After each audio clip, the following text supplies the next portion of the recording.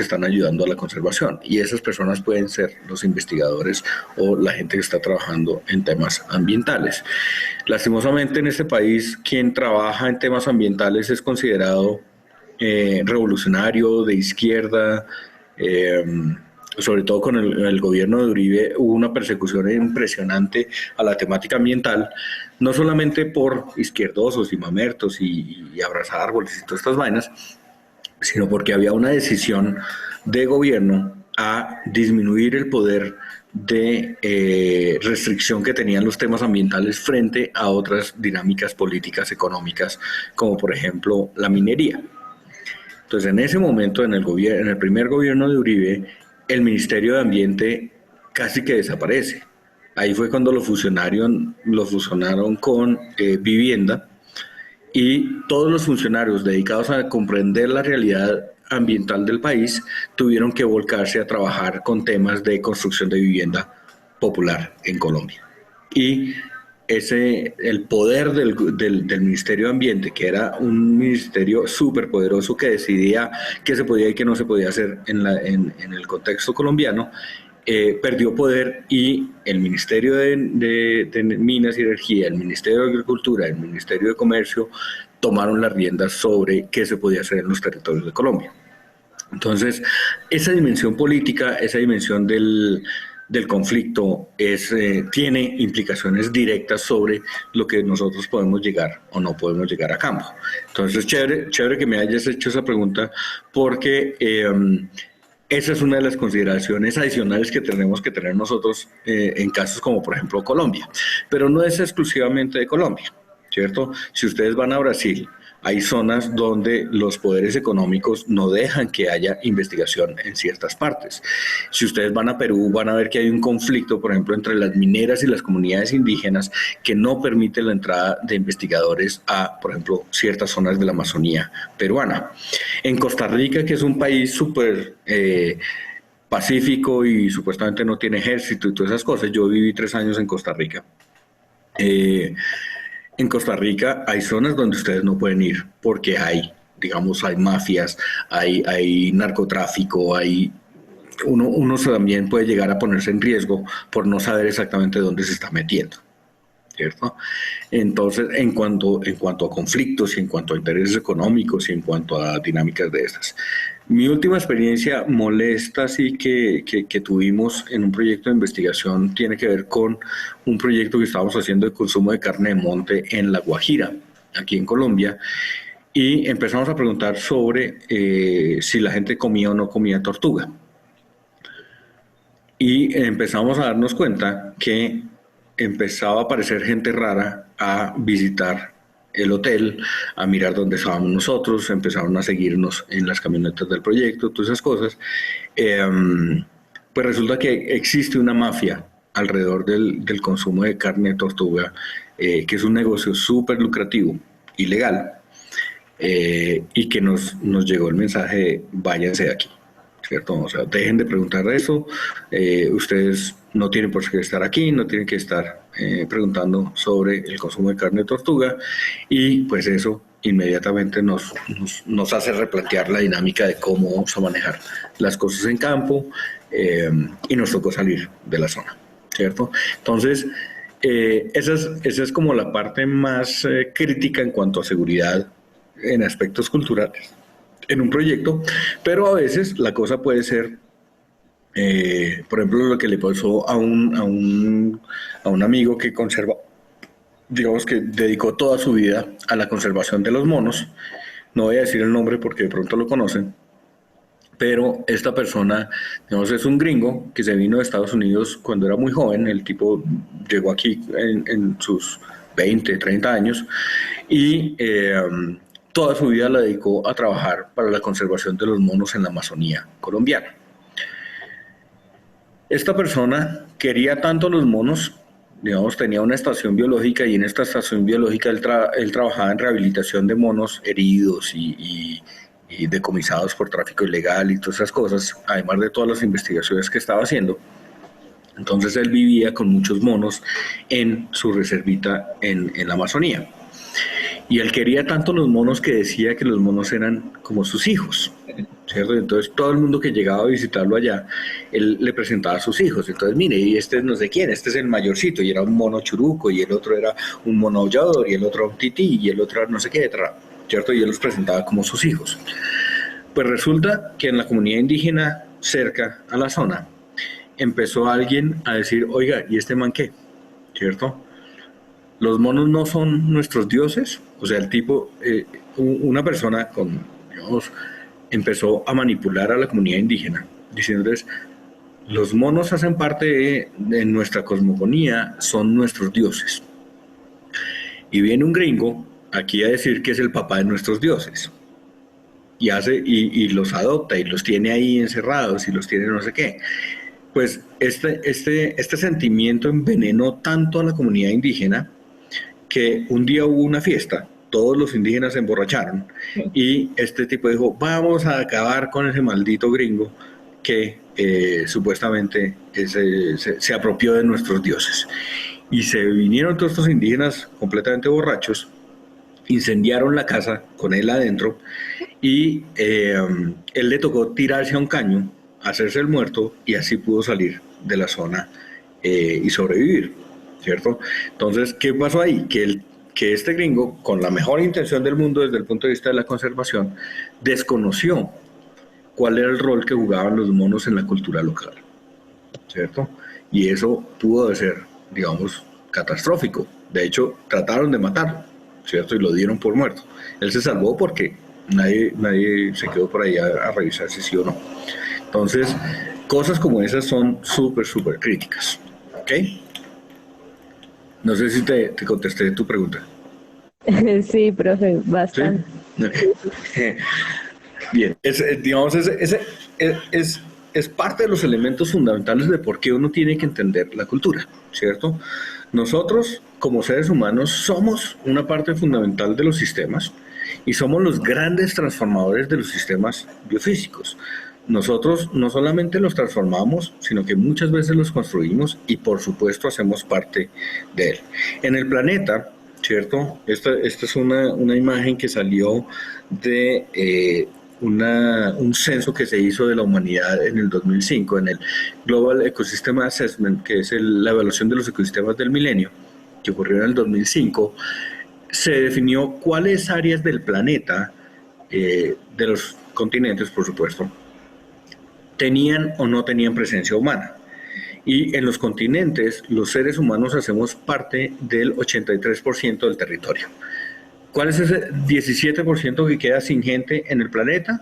La Antártida, el Polo Norte, ¿cierto? Las zonas norte de Canadá, de Rusia y las zonas desérticas como el Sahara, el desierto de Gobi y el desierto de Atacama aquí en Sudamérica.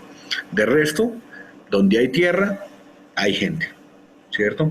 Entonces, cuando nosotros nos movemos, independientemente si vamos a trabajar o no con personas, vamos a llegar a un territorio donde hay presencia humana, donde hay gente tomando decisiones sobre ese territorio. Y como les decía yo la clase pasada, cuando nosotros vemos cualquier territorio, estamos viendo el resultado de todo lo que ha pasado en ese sitio. Nosotros pensábamos que la Amazonía era un gran bosque donde no se había tocado nada, donde, digamos, era como un bosque pristino, por así decirlo. Las últimas investigaciones han mostrado que todo el ecosistema amazónico es el resultado de actividades que llevan más de 10.000 años ocurriendo en la Amazonía. Las tribus nómadas en la Amazonía han configurado lo que es el bosque de la Amazonía. O sea, yo no puedo explicar el bosque de la Amazonía si no logro entender la gente que vive en la Amazonía, ¿cierto? Y eso pasa en todos lados. Ahora tratan de pensar ustedes en cualquier lugar al que vayan con intenciones de hacer un proyecto de ecología y piensen si los seres humanos y las decisiones de los seres humanos no ayudan a explicar también lo que están observando y lo que están queriendo estudiar. Entonces, claramente sí, ¿cierto? Eso como elemento principal. Lo segundo es que, nuevamente, la gente hace parte de los ecosistemas. Por lo tanto, en ecología también nos toca estudiar a la gente. Y si ustedes tienen algún interés particular en solucionar una problemática, pues hay que entender qué es lo que motiva a la gente para causar esos problemas. Entonces, nuevamente, la gente no es que odie el río Bogotá y por eso lo contamina, ¿cierto? Entonces yo no puedo pensar que la gente es mala por el hecho de que el río Bogotá esté contaminado. Hay que entender qué es lo que pasa detrás de que el río esté contaminado. Muchas veces la decisión es, por ejemplo, que la gente no sabe cuál es el efecto de lo que está tirando al río, ¿cierto? A mí me ha llamado muchísimo la atención el comportamiento de la gente que vive al lado de un río en todo Colombia. Y eso también pasa en otros, en Latinoamérica y en Asia también pasa muchísimo. Y es que la gente cree que el río se lleva la basura, ¿cierto? De hecho, hicimos un proyecto hace muchos años en Providencia, en San Andrés y Providencia, pero particularmente en Providencia, donde en la época seca hay unas quebraditas que se secan. Y uno ve todo el mundo botando la basura de sus casas a esas quebraditas y se acumula la basura. Y uno dice, pero ¿cómo se les ocurre hacer esto? ¿Cierto? No ve que ahí está la basura, no ve que esa vaina trae animales, trae enfermedades, trae malos olores, trae una cantidad de cosas. Y decía, no, tranquilo, profe, es que esto en 2 semanas empieza a llover y apenas empieza a llover, la basura se va, ¿cierto? Y uno iba en la época de lluvias y la basura ya no estaba. Entonces, muchas veces la gente, no sé, vayan a cualquier ciudad de Colombia, cualquier pueblo de Colombia que esté al lado de un río, miren cómo la gente trata al río, ¿cierto? Coge la basura, la mete en una bolsa y la bolsa la tira al río. Y uno dice, pero ¿cómo se le ocurre estar tirando la basura? Y dice, no, es que mire que ya no está la basura. El río se llevó la basura. Entonces uno dice, pero ¿cómo demonios? Digamos, la gente hace eso. Entonces, lo primero es que la gente muchas veces desconoce el impacto de sus acciones. Segundo, muchas veces la gente hace lo que le enseñaron a hacer. Es que mi papá me decía que la basura hay que tirarla al río. Es que mi papá y mi abuelo me dijeron que los murciélagos son el demonio y hay que matar cualquier murciélago que se meta a la casa. Es que me dijeron que todas las culebras son venenosas y atacan a la gente sin que uno las provoque. Entonces, cualquier culebra que hay que ver, ¡pum!, hay que matarla. Entonces, muchas veces lo que la gente hace es resultado de lo que la gente ha aprendido, ¿cierto? Y no necesariamente lo que ha aprendido es lo mejor. Muchas veces la decisión tiene que ver, por ejemplo, con la religión. Yo me acuerdo cuando yo estaba en el Orinoco tratando de conservar las nutrias gigantes que llegó un pastor de estas iglesias chiquitas de garaje que montan en todos los pueblos. Y el tipo, para conectarse mejor con la gente del pueblo, pasó unos panfletos donde comparaba los pecados capitales con animales de la zona. Y me acuerdo que la nutria era la gula, ¿cierto? Entonces imagínense ustedes un tipo con el poder de convocatoria y de convencimiento que tienen estos tipos, diciéndole a la gente del pueblo que las nutrias eran la representación del pecado de la gula, donde existía un conflicto porque las nutrias comían tanto pescado que la gente pensaba que estaba acabándose el pescado de los pescadores. Entonces, muchas veces es por seguir dogmas que la gente, digamos, hace lo que hace. Y la mayoría de las veces es porque tienen que tomar una decisión desde el punto de vista económico, por ejemplo. Entonces, tengo que lidiar con estos químicos, por ejemplo, que están desde mi fábrica. Entonces pensemos en las cortiembres de Chocotá y Villapinzón, que, digamos, utilizan una cantidad de químicos para pelar las pieles de las vacas, para sacar cuero. Y luego esos químicos, ¿qué hacen con eso? Entonces lo más fácil es dejar que corran por una cañadita o que salgan a la tubería y de la tubería que caigan al río, ¿cierto? Si uno les dice, no, es que usted tiene que limpiar o tiene que coger esos residuos y tratarlos de manera tal que eso no llegue al río, eso le cuesta plata a la gente, ¿cierto? Entonces a veces la decisión es económica, ¿no? Yo no tengo, o sea, el negocio no da para hacer descontaminación del agua antes de liberarla, ¿cierto?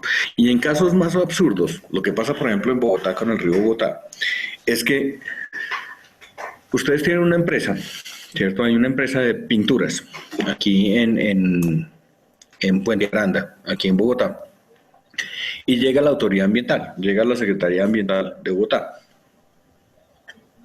y les dice, señores de la fábrica de pinturas, ustedes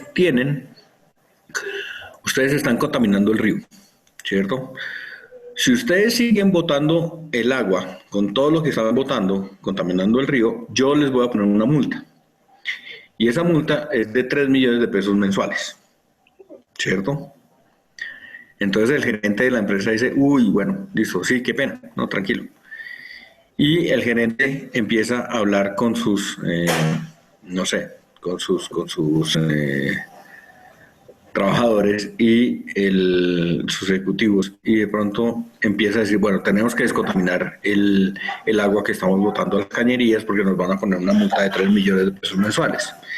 Y de pronto el gerente financiero levanta la mano y dice, señor gerente, es que sí, nosotros averiguamos cuánto cuesta descontaminar el agua y nos costaría 5 millones de pesos mensuales descontaminar el agua. Entonces, muchas veces la decisión va a ser, ok, entonces hagamos una cosa, no descontaminemos y pagamos la multa.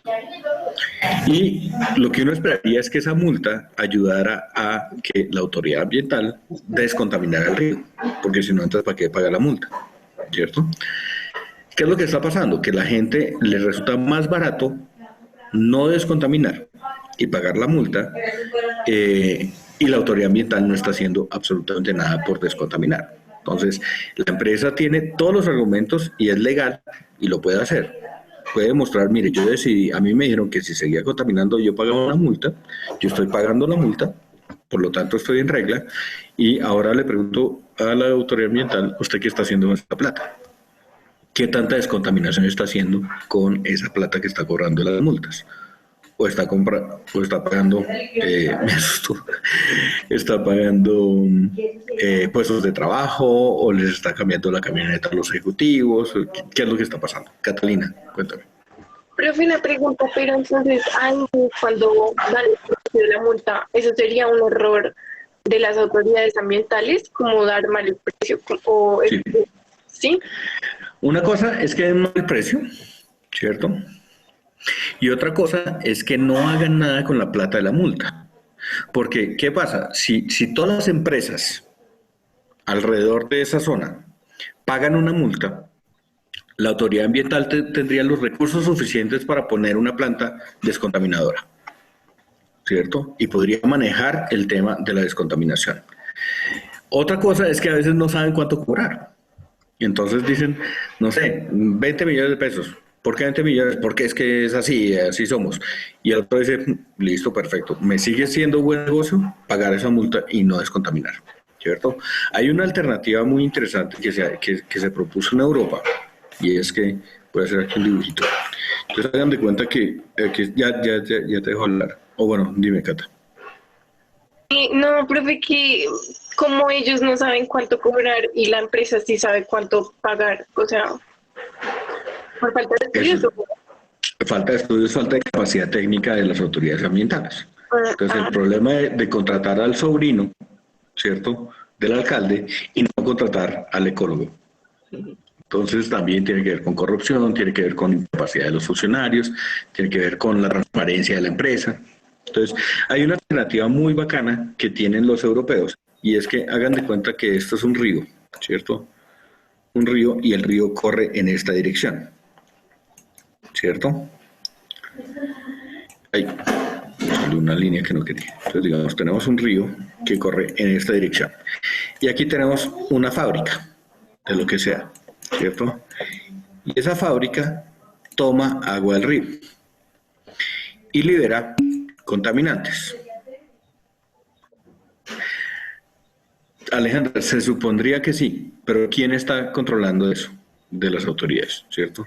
Alejandra nos preguntó si las autoridades ambientales no estarían en la obligación de invertir. Claro, porque ¿para qué son las multas? El problema muchas veces es que las multas entran a otra, digamos, a otra institución y no necesariamente la misma autoridad ambiental. Por ejemplo, en parques naturales, y no tiene nada que ver con multas ni nada de eso, pero parques naturales cobra entrada a los parques, ¿cierto? Por turismo. Entonces, entrar a los parques naturales cuesta una plata. Esa plata va a un fondo común del Fondo Nacional Ambiental, ni siquiera un fondo de parques.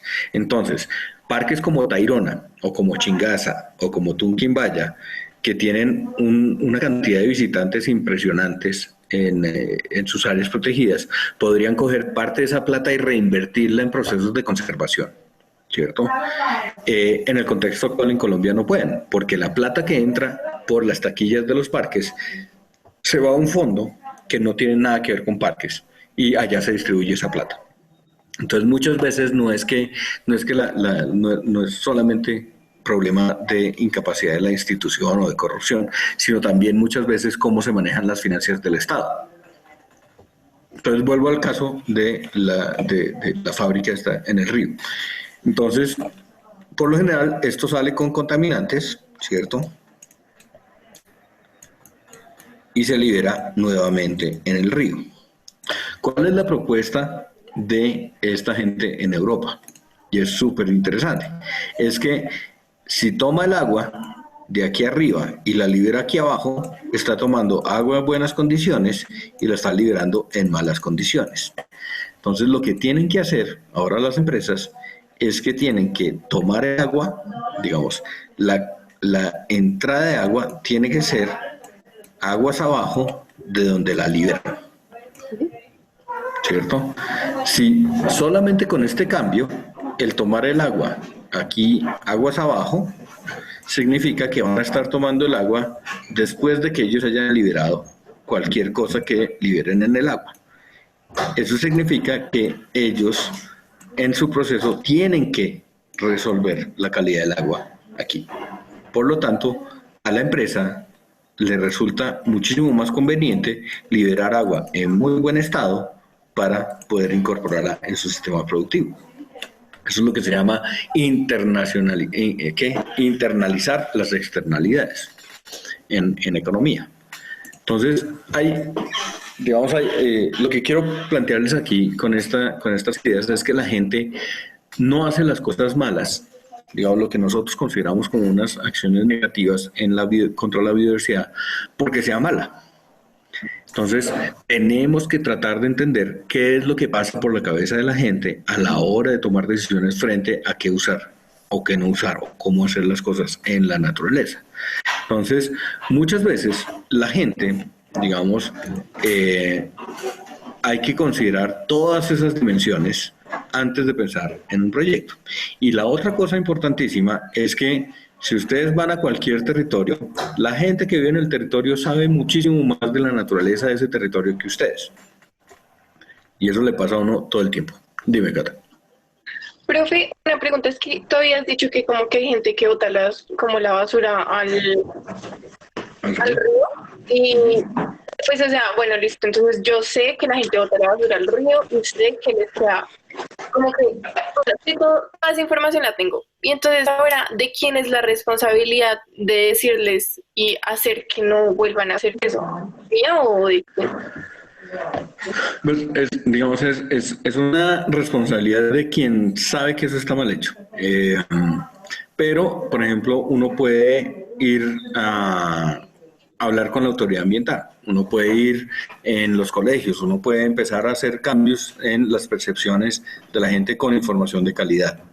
Entonces la idea es, no necesariamente uno es el que tiene que ir a regañar a todo el mundo, ¿cierto? Porque además el regaño nunca funciona.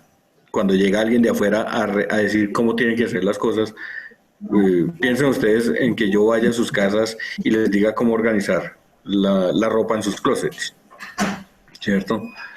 Y la mayoría de ustedes me va a decir, váyase al demonio, ¿cierto? O sea, usted no me diga cómo yo hago las cosas en mi casa, en mi cuarto, en mi closet, ¿cierto?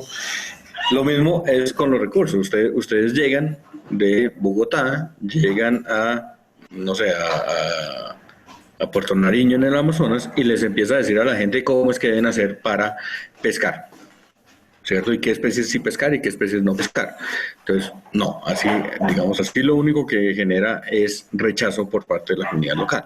Entonces, lo primero que hay que hacer es entablar un diálogo, hay que empezar a mirar qué es lo que pasa realmente, cuáles son las razones por las cuales la gente hace lo que hace y luego sí mirar formas de transformar esa realidad.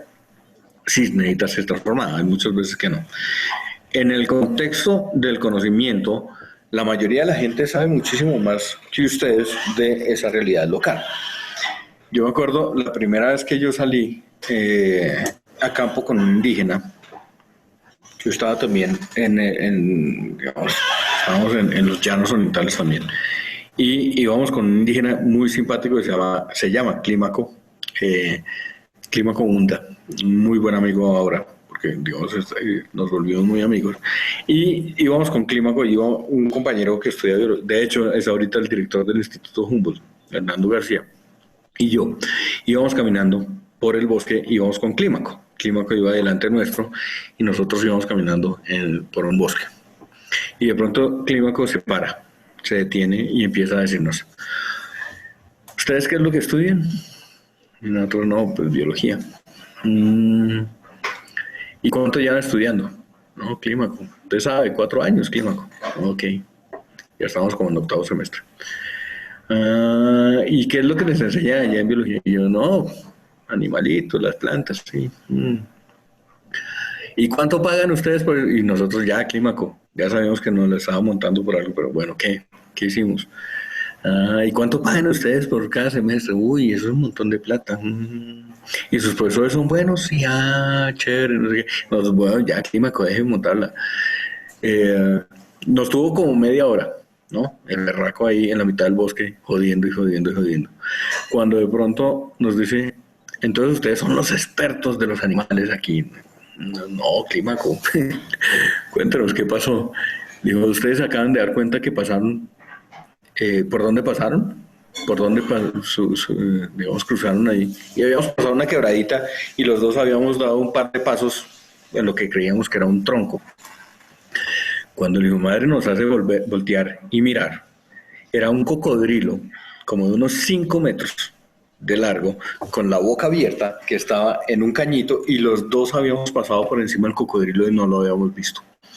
Entonces, claro, ese fue el primer cachetadón intelectual que recibimos por parte de Clímaco, y a partir de ahí, pues, este hombre, la montada no fue gratis, o sea, todavía no la monta, nos ve y nos habla del cocodrilo, pero también fue como un momento de tiene razón, o sea, el estar aquí en la zona es muy diferente a ver las cosas en los libros, a ver las cosas en otra perspectiva. Entonces, la gente del territorio conoce muchísimo su territorio, tiene una relación muchísimo más estrecha con la naturaleza, y eso también los hace valiosos como fuente de información. Entonces, trabajar con la gente también le ayuda a uno muchísimo a investigar. Cuando yo trabajo con mamíferos, y cuando vayan, por ejemplo, conmigo a la salida de campo de sistemática animal, yo los pongo a trabajar en 2 dimensiones. Vamos a buscar a los bichos a lo biólogo, ¿cierto? Entonces vamos a poner cámaras trampa, vamos a poner trampas de huellas, vamos a buscar a los bichos con binóculos, vamos a hacer toda esa, digamos, esa búsqueda, esa cacería de mamíferos que se hace en el mundo de la biología. Pero después de eso, los pongo a hablar con la gente de la región.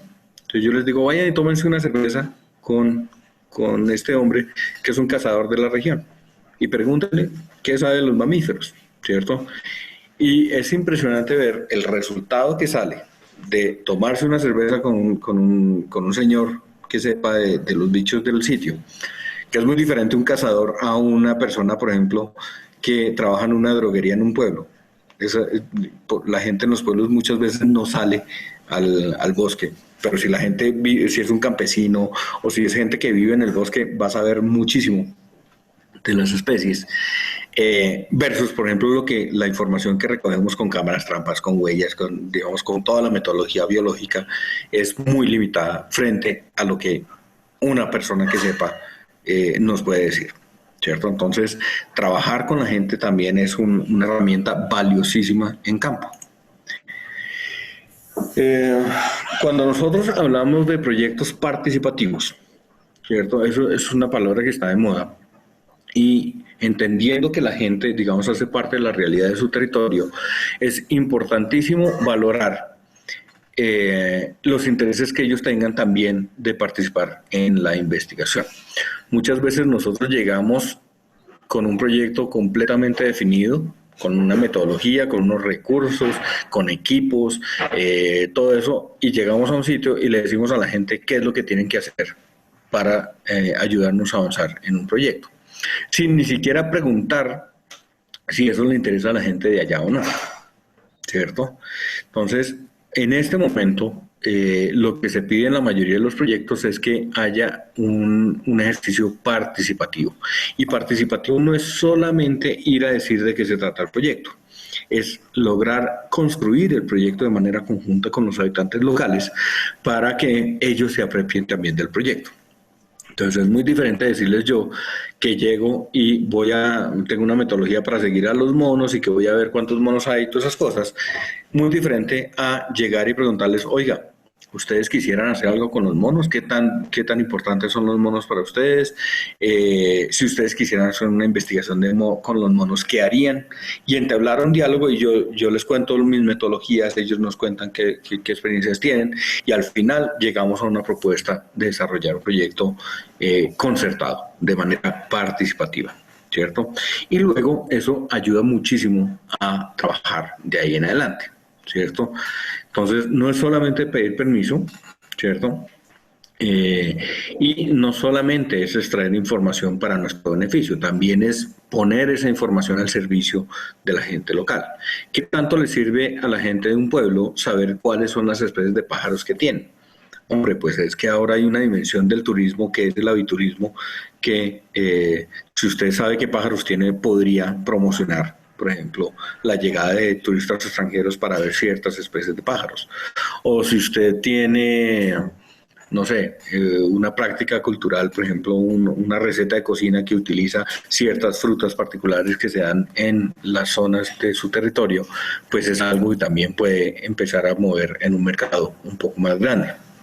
Entonces, acuérdense que nosotros somos los que entramos y salimos del territorio. Y cuando nosotros entramos y salimos, por lo general, generamos transformaciones en ese territorio. ¿Cuáles son las consecuencias de haber ido y haber empezado un proyecto en un sitio? Eso también tenemos que considerar, esas dimensiones éticas, cuál es el impacto a largo plazo de haber iniciado, por ejemplo, un proceso de investigación en una región. ¿Okay? Por supuesto, hay una relación supremamente estrecha, y eso ya lo hemos discutido en varios momentos, cómo el territorio geográfico, los ecosistemas o los recursos naturales tienen una relación súper estrecha con los elementos culturales o con la cultura de una región.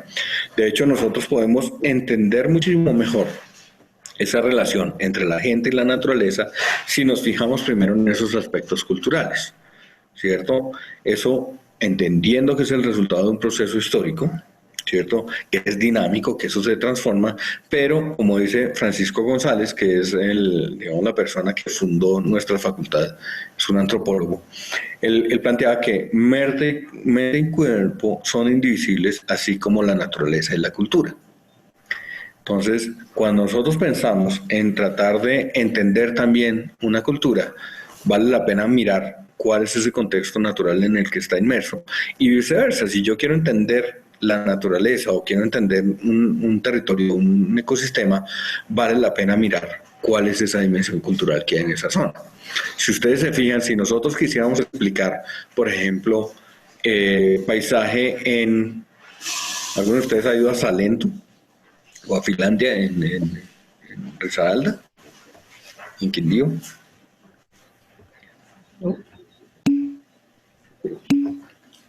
No, bueno, por ejemplo, Alejandra sí, ¿cierto? Uno no puede, eso está en la mitad de la zona cafetera, de hecho se conoce como el paisaje cultural cafetero. Si yo quiero explicar lo que ocurre allá a nivel ecosistémico y cuáles son las especies que hay y cuáles son los problemas ambientales, todas esas cosas, yo no me puedo olvidar que es una región que ha sido colonizada por intereses económicos, donde lo primero que entró fue el ganado, después entró el cultivo de la cebada y después, con la llegada del café en Colombia, se desarrolló toda una cultura cafetera en la región. Y esa cultura cafetera tiene muchas consecuencias ambientales, por así decirlo. Por ejemplo, se perdieron la mayoría de los bosques en las zonas inclinadas del territorio, porque el café le va bien, digamos, cuando se siembra en ladera. Llegaron unas especies, unas variedades de café que no requerían sombra, por lo tanto se tumbó absolutamente todo la cobertura vegetal.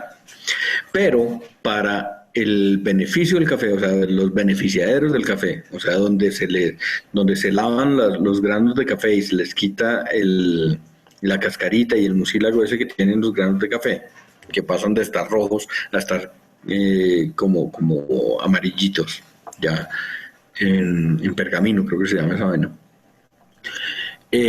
Tienen que utilizar muchísima agua y la calidad del agua es lo que define en últimas el sabor y la suavidad del café. De hecho, Colombia tiene fama de ser uno de los cafés más suaves del mundo porque en el proceso de beneficio del café se utiliza agua natural de las quebraditas de la región cafetera. La mayoría de estas aguas vienen de los páramos y de los nevados del Parque de los Nevados. Entonces, los mismos cafeteros que transformaron la mayor cantidad de los bosques de la región se preocuparon muchísimo por proteger sus quebradas y sus cuencas y sus nacederos, y el agua en esa región es impresionantemente de buena calidad. Y la principal motivación para conservar las zonas altas de las montañas era mantener la calidad del agua para la transformación del café y la venta y obtener muchísimo mejor precio que el café, por ejemplo, brasilero, ¿cierto? Por la calidad del agua que se usa.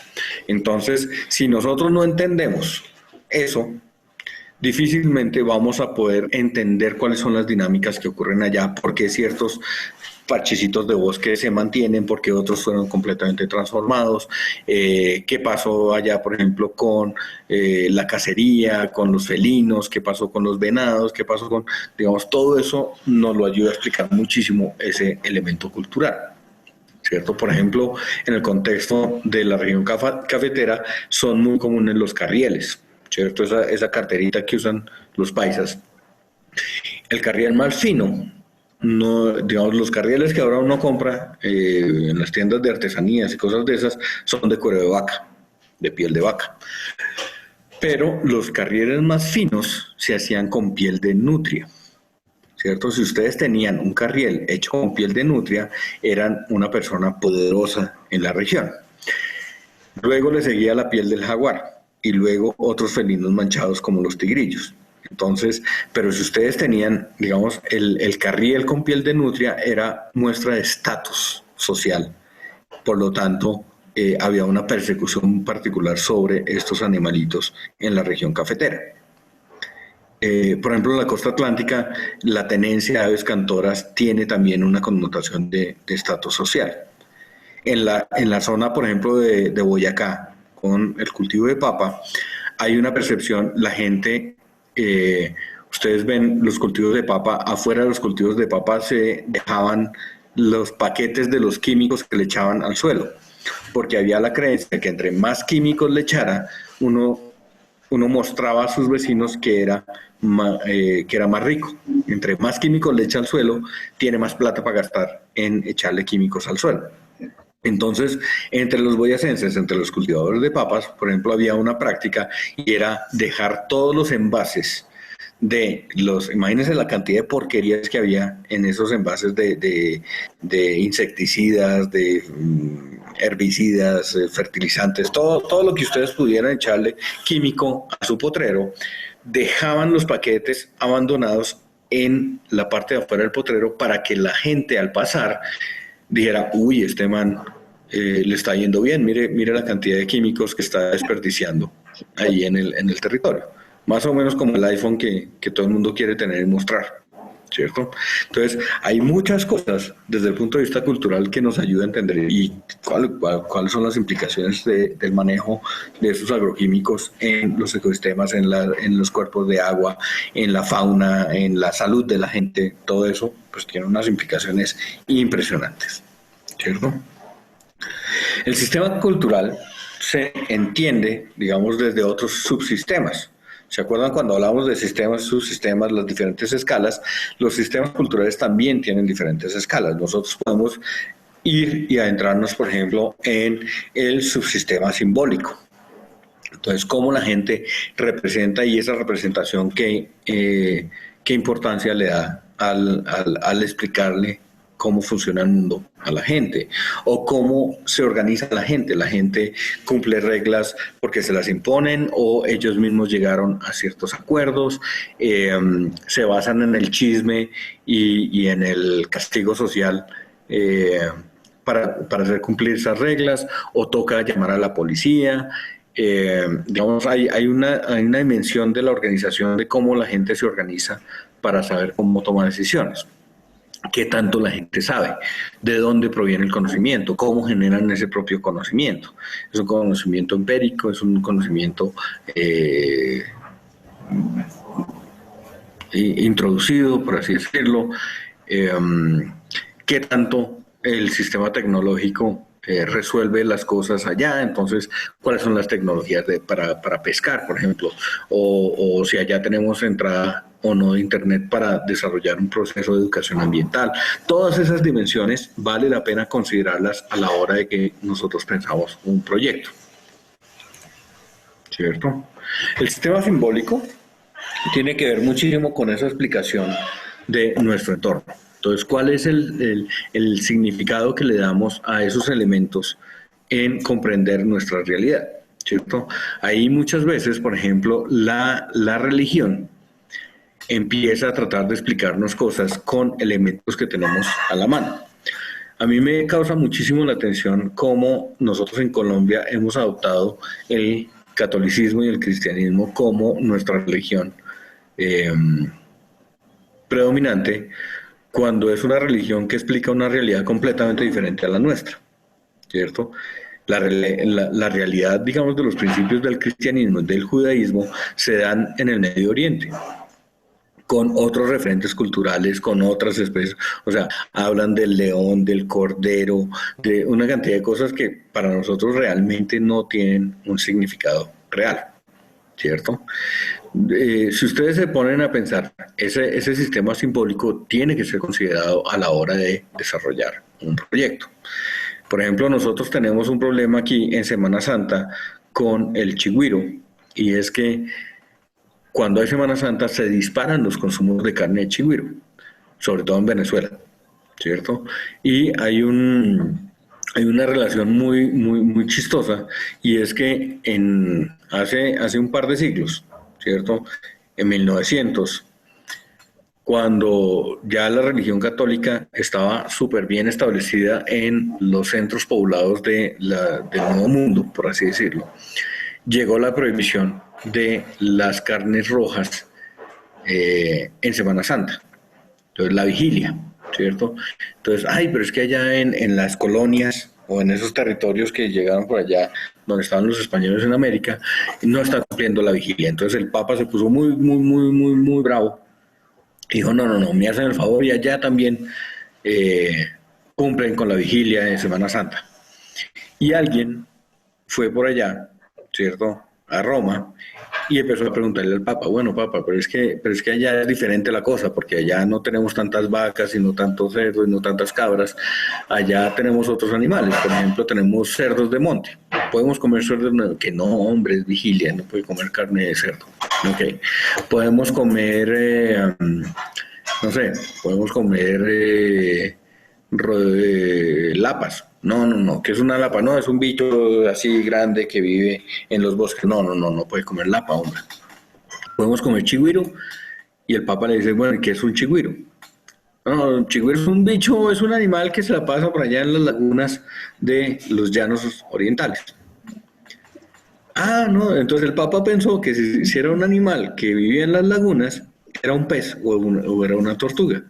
Entonces le dijo, sí, chigüiros sí pueden comer. Y a partir de ese momento, sobre todo en Venezuela, el consumo de carne de chigüiro se permite en Semana Santa por las iglesias, ¿cierto? Entonces imagínense ustedes el efecto que tiene la mala comprensión de lo que es una especie y las implicaciones, por ejemplo, de permitirla o no en un proceso, digamos, religioso como sería la vigilia. El hinduismo, por ejemplo, el tema de las vacas sagradas es muy interesante porque cuando uno habla de gente de la India, uno tiene que hablar de indios, no de hindúes. Los hindúes son los que hacen parte de la religión del hinduismo. No todos los indios son hindúes. Entonces, no todos consideran a las vacas como especies sagradas. Entonces es muy chistoso como ver cómo las vacas, por ejemplo, depende de donde el pueblo que estén, a las vacas no se las toca, pero si se meten al pueblo vecino, donde hay, por ejemplo, más católicos, lo que sea, vaca que entre por la calle, vaca que se la comen. Entonces hay implicaciones muy chistosas. Y, por ejemplo, muchas veces la religión ayudaba a delimitar el uso, designando, por ejemplo, lugares sagrados. Los ragdales, esos en Marruecos, hay unas zonas que supuestamente son lugares sagrados donde la gente no puede ir a realizar ninguna actividad porque son los sitios donde se recoge el agua en el invierno y son los que proveen el agua para el sistema, digamos, de cultivos de ahí en adelante. Entonces, empieza a reconocerse la importancia de proteger esos ecosistemas, como nosotros lo hacemos, por ejemplo, con los páramos, ¿cierto? Entonces hay toda una cosmogonía y toda una explicación de cómo funciona el mundo donde esa importancia de los recursos evita la utilización de los recursos, como la explicación, digamos, de la religión es la que más cala, pues muchas veces utilizamos la religión para plantear esas normas de uso y todas esas cosas. A veces no solamente es la religión, muchas veces la legislación es la que nos permite decidir qué se puede y qué no se puede hacer, ¿cierto? La legislación es la forma, digamos, más estructurada de un sistema de reglas que tenga un grupo humano. Pero eso no quiere decir que sea el único sistema de reglas. Como les decía, hay una serie de normas locales que en términos técnicos se llaman instituciones. Las instituciones son sistemas de reglas, no son oficinas ni son organizaciones. Cuando uno habla de instituciones formales e informales. Una institución formal puede ser, por ejemplo, las leyes, los decretos, las resoluciones, digamos, que hay en un territorio. Y las instituciones informales son, digamos, todo ese conjunto de reglas que se da por parte de los habitantes locales. Sí. También podríamos entender la legislación como parte es una concreción de lo simbólico, Juliana. Pero sí, buen punto. Pero, digamos, hay reglas que se basan no necesariamente en que exista el decreto escrito y firmado por el alcalde o por el presidente o por cualquier cosa, que también hace que las cosas se cumplan, ¿cierto? Cuando uno va a una región, y es muy, muy chistoso ver cómo, por ejemplo, el tema sexual es importantísimo para la gente y muchos de los, digamos, del control social que se hace, por ejemplo, en el Pacífico, cuando hay un sistema de captura de unos bivalvos o unas ostricas que se llama la piangua. No sé, algunos de ustedes están en Cali, ¿cierto? ¿Quién está en Cali?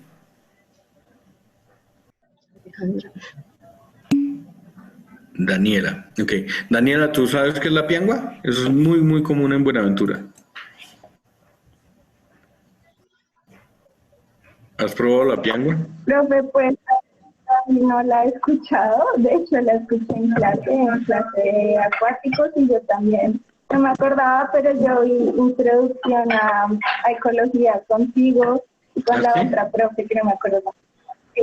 Entonces, pues ella nos introdujo piangua y a los ambientales que trataban. Es súper chévere, súper interesante. Son unos, como unos, No son unas conchitas, son unos bivalvos, son unos moluscos que se sacan del manglar y los sacan por lo general las mujeres.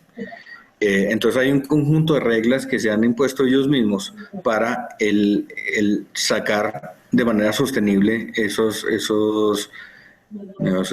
mejilloncitos, y eso tiene un comercio grandísimo en Ecuador, ¿cierto? Entonces se vende muy bien y todas las cosas. Entonces en el Nariño, el Pacífico nariñense, hay unas dinámicas de uso de la piangua muy importante, y como son las mujeres quienes dominan el recurso, está muy mal visto que un hombre vaya a sacar piangua, ¿cierto? De vez en cuando un hombre va y se mete y empieza a sacar piangua y va y la vende. Como esas son reglas que son informales, la forma de controlar que no se les metan hombres al sistema es empiezan a generar chismes, ¿cierto? Y empiezan a cuestionar, por ejemplo, la potencia sexual del hombre. Entonces empiezan a decir, no, claro, es que fulanito se tuvo que ir a coger piangua porque es que fulanito está medio jodido, ese hombre ya no funciona, entonces no sé qué. Entonces el control social hace que los hombres se abstengan muchísimo de ir a acceder al recurso.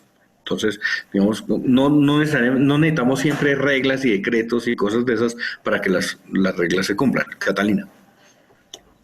Profe, pero no sé cómo, supongamos que yo fuera hombre y hubiese esa regla y yo fuera a extraer eso, pues ¿en qué me afecta a mí que la gente cree un chisme de mí cuando estoy haciendo el estudio? Pregúntele, no, si tú estás haciendo el estudio es diferente. Es si tú eres miembro de la comunidad, ¿cierto? Si tú eres parte de la comunidad, si empieza a moverse un chisme alrededor tuyo, por supuesto te va a afectar, ¿cierto? Si tú eres investigador, por ejemplo, si nosotros hemos ido desde la facultad a estudiar las pianguas y nosotros hemos ido a las faenas y por supuesto siempre está el chiste. Profe, es que necesita piangua y no sé qué, y uno pues se la toma con humor, pero digamos como que no hay esa sanción social porque saben que uno no está robándole recurso a las piangüeras, ¿cierto? Pero si soy un miembro de la comunidad y empieza a correr ese chisme, empieza a afectar todas mis relaciones sociales. Y puede ser vergonzoso. O pueden decir que es que no sé, que el tipo no es buen cazador, entonces le toca ir a hacer las cuestiones de las mujeres. Y empieza, digamos, esa dimensión de género en los estudios es súper interesante, y en la facultad tenemos gente muy buena que estudia la dimensión de género en los proyectos. Porque género no es ser feminista. Digamos, estudiar cosas de género no necesariamente es darle un mayor poder a la mujer. No, es tratar de entender cómo se diferencian los roles entre los miembros de una sociedad. Entonces, por ejemplo, ¿qué papel juega la mujer? ¿Qué papel juega el hombre? ¿Qué papel juegan los jóvenes? ¿Cierto? Por ejemplo, ¿qué pasa con una señora de avanzada edad? Se vuelve como la matrona y todo el mundo le hace caso, o si es el caso de un hombre. En el caso de cacería, a mí me gusta muchísimo trabajar con temas de cacería. Es impresionante cómo la cacería por lo general se trabaja con los hombres, ¿cierto? Porque el hombre es el que la escopeta y los perros y sale y todas esas cosas. Pero si yo quiero entender realmente el proceso de cacería, tengo que eventualmente meterme a la cocina y hablar con la señora. Porque la señora es la que le dice al tipo, oiga, mijo, tráigame un armadillo. O mijo, tráigame venado. O mijo, tráigame lapa. O quiero tortuga. O cualquier cosa. Y resulta que la decisión por lo general de qué cazar está más en el ámbito de la cocina y de las señoras del pueblo que del hombre que sale a hacer cacería. Entonces, todas esas dimensiones hay que comprenderlas a la hora de trabajar en proyectos de conservación. O de ecológicos, pero yo tengo un sesgo enorme hacia la conservación, porque eso es lo que yo hago. Pero, digamos, es importantísimo que ustedes no entren y salgan de un territorio sin tener esas dimensiones en la cabeza. Ustedes pueden pensar entonces que todo lo que pasa alrededor de la cacería depende de un grupo de personas que al final termina siendo el instrumento de otro grupo que ustedes no han considerado y que no le han preguntado. El tema de las costumbres, los mitos, las leyendas, ahí hay una cantidad de información impresionante desde el punto de vista cultural y ecosistémico. Podemos hacer un ejercicio eventualmente y es, por ejemplo, que ustedes se pongan a oír canciones llaneras, ¿cierto? Estos poemas llaneros que son una cosa espectacular. Les da a ustedes todos los elementos para entender cuando hablan de un morichal de qué están hablando, ¿cierto? Se describe perfectamente la sabana. Incluso aparecen por horas del día cuáles son las especies que se observan, cuáles son las especies que salen por la mañana, cuáles son las especies que salen por la tarde, qué es lo que la gente come. Cuando uno empieza, por ejemplo, hay un estudio que hizo un antropólogo amigo en la facultad hace mucho tiempo sobre cuál era la representación ecosistémica en la música carranguera, ¿cierto? Hace algunos años hicimos un conversatorio muy bonito de el conocimiento botánico que había presente en los vallenatos viejos, ¿cierto? La importancia de los árboles en el contexto de la cultura vallenata, porque era debajo del samán que el tipo enamoraba a la china, o eran las flores de tal cosa, o era tal, digamos como que hay en la cultura aparece la biodiversidad de una forma súper evidente, ¿cierto? La cultura material, ni qué hablar de la cultura material, ¿cierto? Los molinillos, las totumas, los bancos, las fibras, hay una cantidad de cosas que muestran una relación directa con la biodiversidad. Bueno, aquí está para hablar de género, ¿cierto? Entonces, ¿cómo se organiza una comunidad para tomar decisiones? ¿Con quién tengo que hablar para llegar a un cambio, por ejemplo, frente al uso de un recurso? Entonces, la idea es que cuando yo estudio, por ejemplo, esa dimensión de género o diferencias de edades frente a la percepción de los recursos, es entender cómo interactúan los miembros de la sociedad, hombres, mujeres, jóvenes, viejos, niños, extranjeros, nacionales o nativos, o como lo quieran llamar, cómo estos individuos primero tienen diferentes percepciones, tienen diferentes roles y tienen formas diferentes de valoración. Y eso cambia de sociedad en sociedad. Entonces, si ustedes van, por ejemplo, a digamos, esa foto es de Alejandra Castro, es esta ecóloga, que es con la que yo por lo general dicto este curso, y ella estuvo trabajando durante mucho tiempo en el norte de África, y ella tenía que cuidarse muy bien, por ejemplo, de no mostrar los hombros a la hora de ir a trabajar en la comunidad, digamos, marroquí, ¿cierto? Les tocaba ir con la cabeza cubierta, con los hombros cubiertos, nada de shorts, todas esas cosas, porque eso, digamos, manda mensajes completamente erróneos a la población local. Por ejemplo, yo trabajando en Nicaragua, temas de cacería, yo no podía hablar con las mujeres. A las mujeres les tocaba hablar con las mujeres. A mí me tocaba salir a las faenas de cacería con los hombres. Por más interesante que me pareciera trabajar con las mujeres, eso era un límite que uno como investigador no podía pasar, ¿cierto?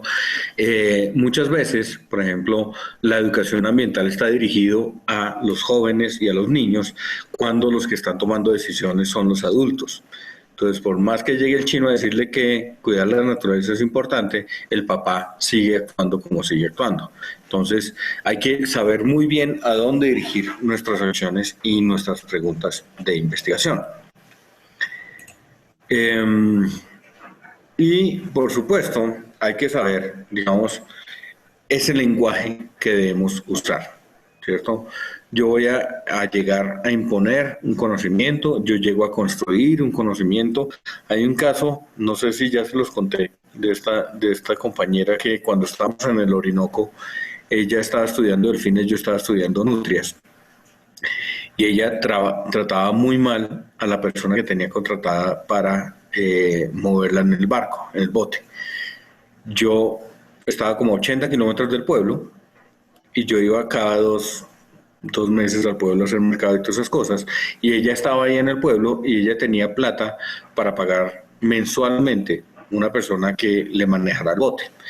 Pero ella decidió que a esa persona no le iba a pagar sino los días que ella iba al río. Pero le pedía que todos los días estuviera con el bote prendido a las 5 de la mañana esperando en el muelle, lo que significaba que él tenía que levantarse por ahí a las 4 de la mañana, desayunar, no sé qué, alistar el bote, limpiarlo, todo eso, y quedarse en el bote esperando a ver si ella aparecía o no en el río para ir a trabajar. Si ella no aparecía, no le pagaba, ¿cierto?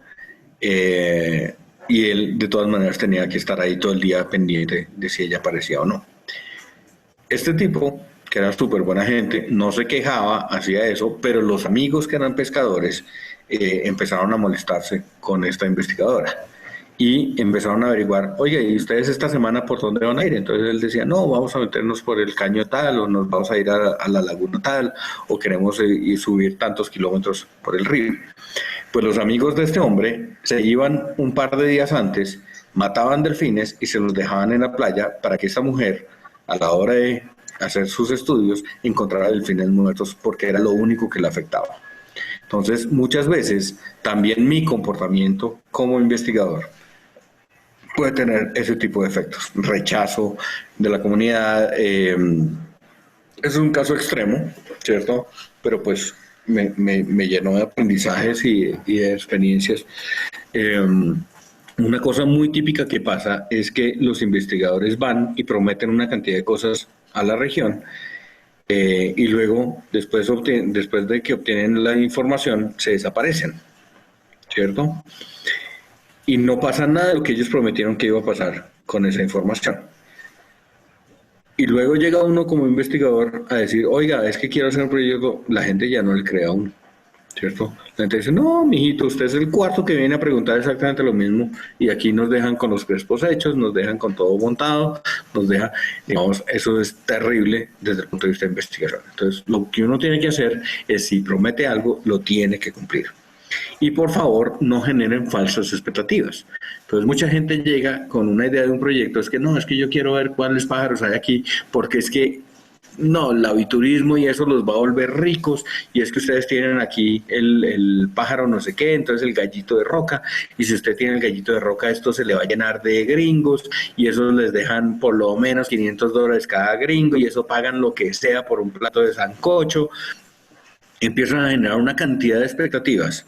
Se va al investigador, se lleva toda la información de dónde están los pájaros, de cuáles son las poblaciones, de todas esas cosas, y los campesinos se quedan sin absolutamente nada. Llega otro investigador a hablarles de pájaros y los sacan corriendo con machete y todas esas cosas, ¿ok? Entonces hay que ser muy, muy cuidadoso con el tema de las expectativas. Y por supuesto hay que entender que en las regiones hay conocimiento, ¿cierto? El conocimiento no es solamente el que nosotros traemos o el que se da a través del método científico.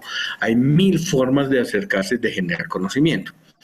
Uno de los ejercicios más lindos que nosotros tenemos en la carrera de ecología es una relación muy estrecha que tenemos con la Fundación Tropenbos. La Fundación Tropenbos en Colombia, que la dirige Carlos Rodríguez, que es un muy buen amigo nuestro. Ellos lo que hacen es tratar de que la gente local, los indígenas amazónicos especialmente, puedan usar ese conocimiento que tienen para tomar decisiones en conservación. Y lo que hace es que da becas de investigación a investigadores locales, a indígenas. Entonces, los indígenas mismos son los que pasan sus proyectos, pasan propuestas y ellos les financian los proyectos de investigación y no se imaginan la belleza de conocimiento que se genera de ese proceso. De hecho, ellos, por aquí tengo un libro, el libro Piraiba, es el año pasado se ganaron el primer premio de investigación ambiental con un documento que salió de un indígena que pinta y un pescador que el pescador le decía al indígena cómo debía pintar el bagre Piraiba y todas sus relaciones ecológicas Y esa relación entre los relatos del pescador y las ilustraciones del indígena son el mejor estudio que se ha hecho en el mundo sobre la ecología de los grandes bagres de la Amazonía. Es espectacular. Entonces, no desechar el conocimiento que no se ha generado necesariamente en el método científico como conocimiento inválido. Entonces nosotros tenemos que también valorar ese conocimiento tradicional y entablar un diálogo, y eso es lo que se llama diálogo de saberes, o sea, hay que poner a hablar esos conocimientos con los que nosotros podemos generar y no tratar de poner el uno sobre el otro. Y eso es lo que pasa, por ejemplo, con muchos indigenistas, es que creen que todo lo que dicen los indígenas es mejor que lo que dice la ciencia moderna. Entonces, no necesariamente todo lo que dice la indígena es cierto y no necesariamente todo lo que viene en la ciencia moderna supera el conocimiento tradicional. Entonces, hay que buscar un equilibrio y hay que poner a dialogar esos conocimientos. En ese diálogo salen cosas increíblemente maravillosas. Entonces, la invitación es a indagar un poquito sobre qué se sabe de las cosas que queremos investigar antes de ir a campo. Y pues luego venía el contexto de seguridad, que ese ya lo tomamos. Entonces, cuando nosotros queremos ir a campo y queremos, digamos, avanzar, por ejemplo, con una investigación del tipo ecológico, lo primero que tenemos que entender es que todos los sistemas ecológicos podemos entenderlos como sistemas socioecológicos. Por lo tanto, no solamente es interesante ver esa parte biológica y física, o la parte biofísica de los ecosistemas, sino que también el entender esa dimensión cultural nos va a ayudar a entender muchísimo más esa realidad que es súper compleja. Y lo segundo es que otra vez pensando en el moral, ¿cierto? Otra vez pensando en qué vamos a necesitar, pues tenemos que ver si es seguro ir a la zona, si nos podemos desplazar fácilmente, si hay que pedir permisos, si es bueno que nos acompañe alguien del sitio o no. Todo eso también nos va a ayudar muchísimo a pensar en la logística. ¿Ok? Eso era lo que quería contarles desde el punto de vista del contexto cultural. Preguntas, comentarios, hasta ahí, chicos.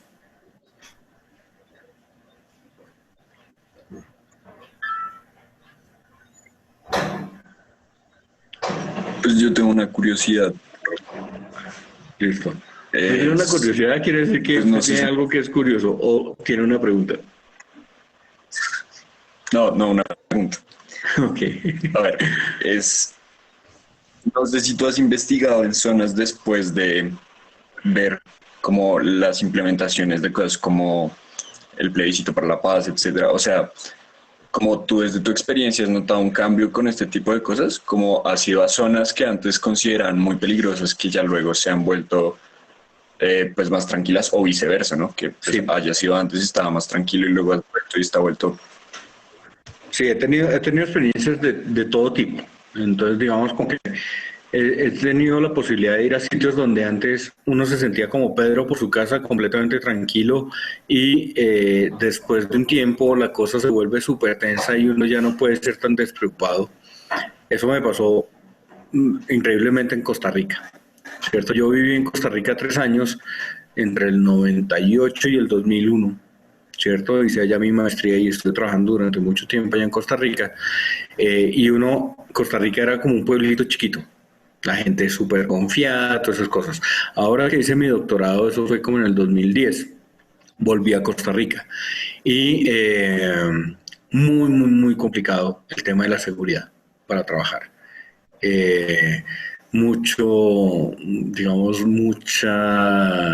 Sobre todo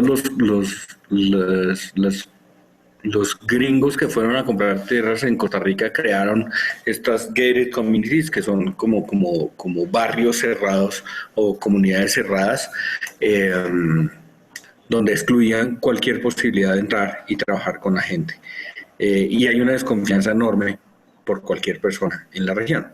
Eso fue llamativo porque fue en Costa Rica, ¿cierto? No fue en Colombia, que uno diría, uy, sí. En el caso de Colombia, también,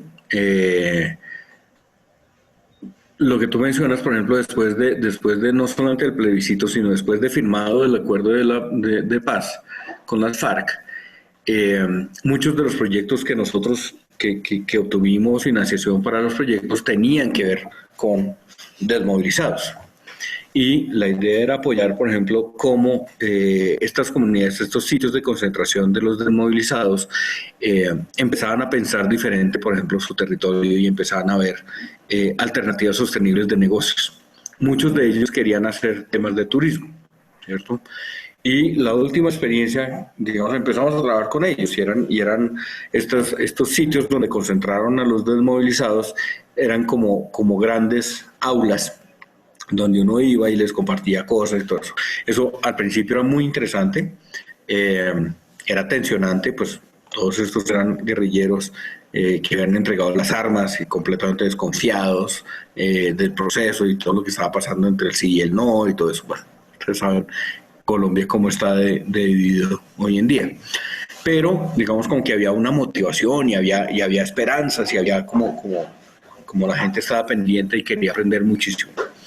El año pasado, en noviembre, diciembre, tuve la posibilidad de ir a una de estas zonas nuevamente, pasando la Macarena. Digamos, ahí por la serranía de la Macarena, hay una de estas zonas de concentración. Fuimos a visitarlos porque con ellos habíamos trabajado hace unos meses, habíamos trabajado con ellos, una cosa de 6 meses habían pasado, y llegamos y el sitio estaba casi desierto.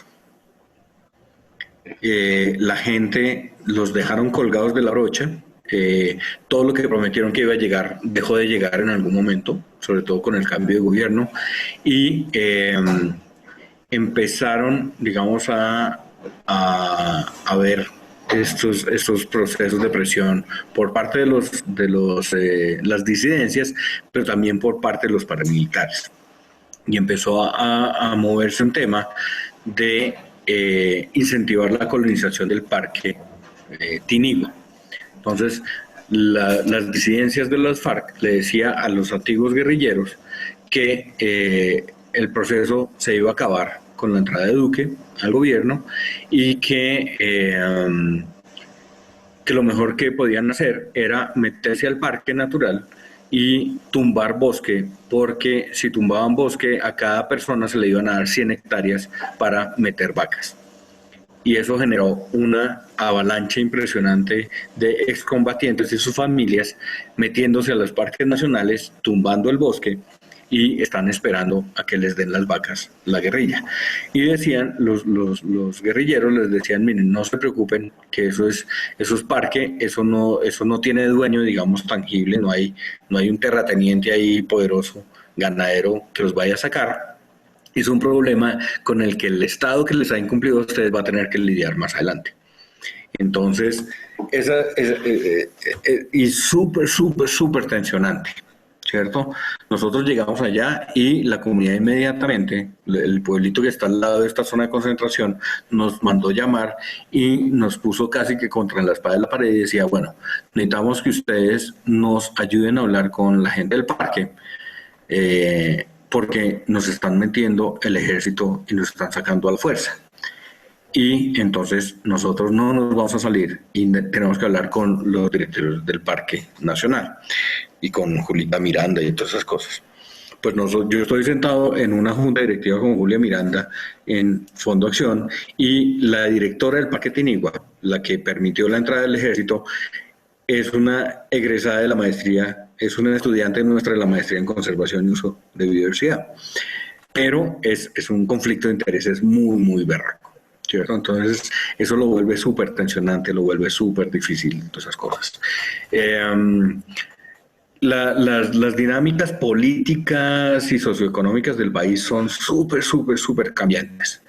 Y a uno como investigador le toca moldarse y, por ejemplo, le toca ir a sitios donde antes no podía, porque ahora sí se puede, pero ahora no puede ir a los sitios donde antes se podía y ahora no puede. Hace unos años con un amigo sacamos un artículo que mostraba cómo el proceso de paz había liberado una cantidad de zonas para la investigación en Colombia que motivó muchísimo el turismo científico en la región amazónica especialmente. El problema es que eso duró como 2 años y ahora con la presencia de las disidencias volvió a eliminarse la posibilidad de hacer investigación en muchas de estas regiones. Entonces, es un problema que tenemos que lidiar nosotros los colombianos. Y yo siempre digo por eso que aprender a estudiar o aprender a hacer investigación en ecología o lograr hacer procesos, por ejemplo, de conservación en un país como Colombia, que tiene todos los retos de comprender una dimensión biofísica tan compleja como la biodiversidad en Colombia, pero también tiene uno que lidiar con la sociedad, con esos aspectos socioculturales tan complejos como se dan en Colombia. O sea, a uno no le va a quedar grande ir luego a trabajar en Canadá, o ir a trabajar en Japón, o ir a trabajar en Alemania. Mira, nosotros hicimos un proyecto muy bacano en Alemania hace como unos 6 años, donde la solución para los problemas de conservación era poner un letrero en la entrada de los bosques que decía prohibido sacar animales, verboten, ¿cierto? Prohibido. Y la gente en Alemania, si lee ese letrero que dice prohibido, no lo hace, ¿cierto? Porque está prohibido. Aquí en Colombia, cuando ustedes les dicen prohibido, uno empieza a decir, no, pero es que sí, yo entiendo, pero es que yo soy especial, es que usted no sabe quién soy yo, es que usted no sé qué, nada. O cogen el letrero prohibido y con ese mismo letrero hacen una lanza y con ese letrero cazan. Digamos, es impresionante. Entonces, si ustedes logran comprender la complejidad de esos sistemas socioecológicos en el contexto colombiano, comprenderlo en cualquier otro contexto es muchísimo más fácil. No solamente por la cantidad de especies y de relaciones ecológicas que existen, sino porque, joder madre, los colombianos somos jodísimos. Digamos, realmente es difícil trabajar con los colombianos. Pero por el otro lado, es gente buena. Los colombianos somos nobles, somos gente echada para adelante, busca soluciones. Entonces, eso también ayuda a tener otro tipo de perspectiva. Eso de que el colombiano no se vara es la causa de muchos de los problemas que tenemos los colombianos, pero también genera unas posibilidades de resolver los problemas que en ningún otro país se les ocurre, ¿cierto? Entonces, digamos como que hay que moverse entre estas aguas y hay que saber cómo lidiarlo. Pero por favor, siempre con mucho cuidado. No se pongan en riesgos innecesarios, porque, digamos, no vale la pena, ¿cierto? Siempre uno podrá esperar un par de años para llevar a cabo un proyecto, siempre uno puede esperar o cambiar el sitio o cualquier cosa. No vale la pena ponerse en riesgo innecesariamente. ¿Okay? Bueno, esto se me alargó más de lo que esperaba, pero me parece chévere. ¿Alguna otra pregunta o comentario?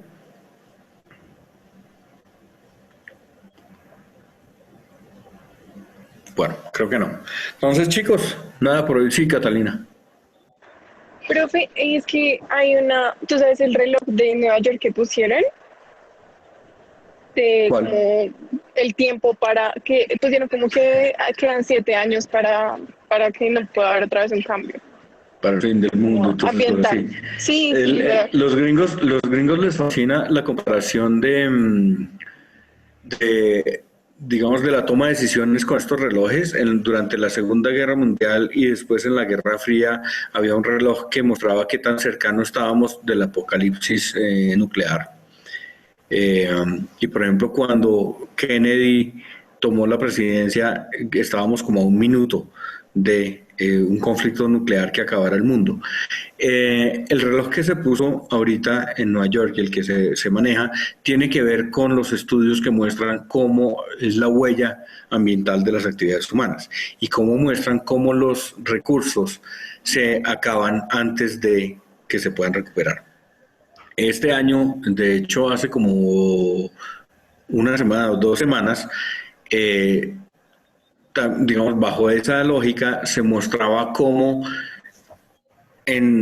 fue en septiembre, la humanidad había consumido todos los recursos que se esperaba que se consumieran durante el año entero. Y eso teniendo en cuenta que es un año de pandemia, donde el consumo ha estado súper restringido.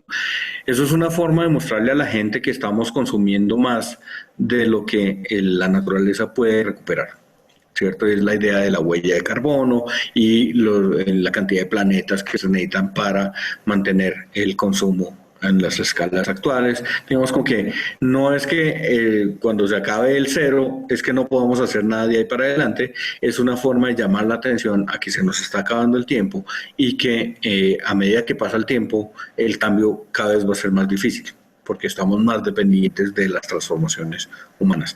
Entonces, digamos, son formas de llamados de atención o de educación ambiental que en el contexto gringo son muy poderosos. ¿Cierto? A ellos les gusta muchísimo manejar plazos y deadlines y todas esas cosas. Este año se cumplen, digamos, se esperaba haber cumplido metas de objetivos de desarrollo sostenible, ¿cierto? No sé si ustedes se han dado cuenta, pero hay unos objetivos de desarrollo sostenible que han sido promovidos por las Naciones Unidas y tal. Ninguno de esos plazos, digamos, había plazos hasta el 2020 para cumplir unas metas que se llamaban las metas de Aichi, que tiene que ver con, por lo menos, el estado del conocimiento de la biodiversidad y formas de transformar, por ejemplo, los negocios. Ninguna de las metas se cumplió, ¿cierto? Y aquí estamos. Todavía hay posibilidades de hacer transformaciones y cambios. Lo que pasa es que cada vez son más acumulativos y va a ser más difícil lograr ese cambio y lo necesitamos rápido. Entonces es una forma como de alertar a la gente. ¿Ok? Sí, pero o sea, ese plazo de tiempo, ¿cómo se da? O sea, ¿cómo qué estudios se hacen para dar ese plazo de tiempo? Podemos hacer un ejercicio en alguna de estas clases y calcular, por ejemplo, la huella ecológica. Entonces, si se calcula, por ejemplo, cuáles son las tasas de consumo y cuáles son las tasas de producción de algún sistema. Y tú puedes comparar en cuánto tiempo se acaba. Entonces, es el típico caso del balde con el hueco, ¿cierto? Si tú tienes, es la típica idea de si nosotros tenemos un sistema natural, por ejemplo, que está produciendo, entonces digamos esto aumenta en una velocidad. Entonces tenemos, por ejemplo, la producción de oxígeno por parte de los bosques en el planeta. Entonces sabemos que esto aumenta a cierta velocidad, pero sabemos que esto también lo estamos perdiendo a cierta velocidad. Entonces, ¿qué pasa si esto aumenta más rápido que disminuir? Esto va a aumentar y el futuro es feliz, ¿cierto? Pero ¿qué pasa si esto supera la velocidad de que se reproduzca? Entonces quiere decir que nuestro futuro va a bajar. Y tú puedes calcular, digamos, esos tiempos. Pero depende de lo que estás midiendo.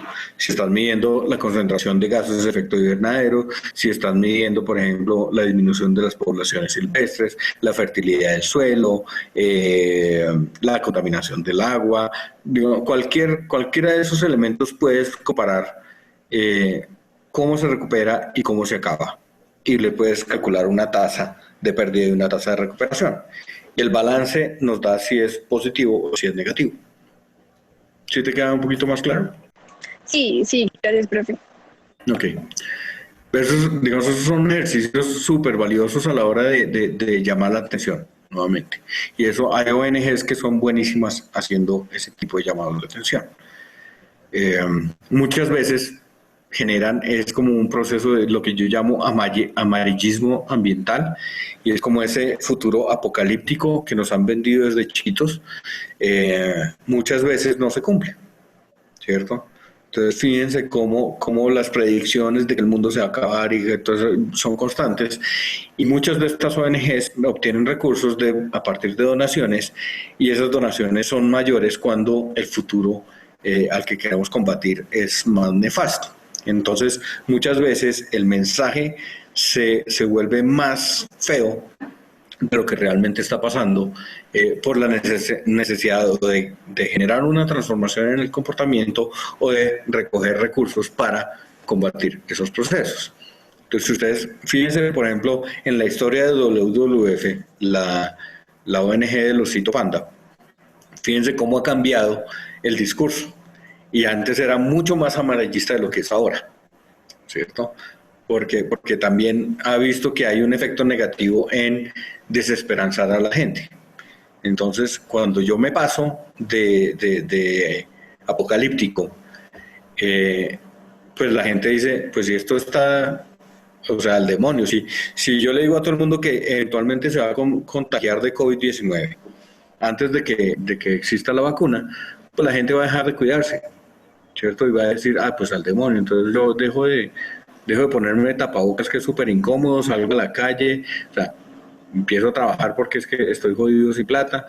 Eso es porque ya no le di esperanza. Pero si la gente sabe que si se cuida, se disminuye y puede que no se contagia, entonces es otro tipo de mensaje. Hay que ser muy cuidadoso con eso en el tema ambiental, porque muchas veces el efecto de decir que esto se va a acabar es que digan, bueno, si esto se va a acabar, entonces gocémonos lo que queda, ¿cierto? Y es un pensamiento muy desde la economía y desde la economía neoliberal. Y es que el largo plazo no existe en la economía, porque ¿qué sentido tiene para ti como individuo acumular riqueza pensando en un tiempo más allá del que tú puedas disfrutar? Entonces yo en economía no pienso a 200 años, porque en 200 años yo estoy muerto, ¿cierto? Entonces yo lo que quiero es pensar en una riqueza, acumular riqueza de aquí a 20 años máximo, porque en 20 años yo tengo 68 y ya voy a estar viejo, entonces necesito gozarme esa riqueza que acumulé. Entonces, digamos, hay que considerar también esas dimensiones de la psicología humana y de todo eso a la hora de mandar los mensajes. Bueno, chicos, no los quiero demorar más. Vayan y almuercen tranquilos. Nos vemos el próximo viernes. Yo creo que a partir del próximo viernes voy a tratar ya de que la cosa sea menos teórica y empecemos a hacer algunas prácticas y algunos jueguitos con lo que les hemos presentado hasta el momento. ¿Listo? Entonces, cuídense mucho. Nos vemos. Listo. Pero una cosa muy rápido, y es que yo te había mandado un mail porque no me deja como editar el mapa. Sí, No estoy viendo. el mapa Hay dos personas que me han mandado correitos. Voy a estar cacharreándole y el próximo viernes miramos ya, empezamos a mirar el mapa. A mí tampoco Dime. me dejó. A mí me pide un correo de Gmail, entonces no. ¿Tiene usted de Gmail? Bueno, entonces voy a buscar otro mapa. Voy a buscar otra cosa y lo empezamos a modificar en otro mapa. Muchas gracias por avisar. Listo. Listo, gracias. Listo, chicos. Descansen.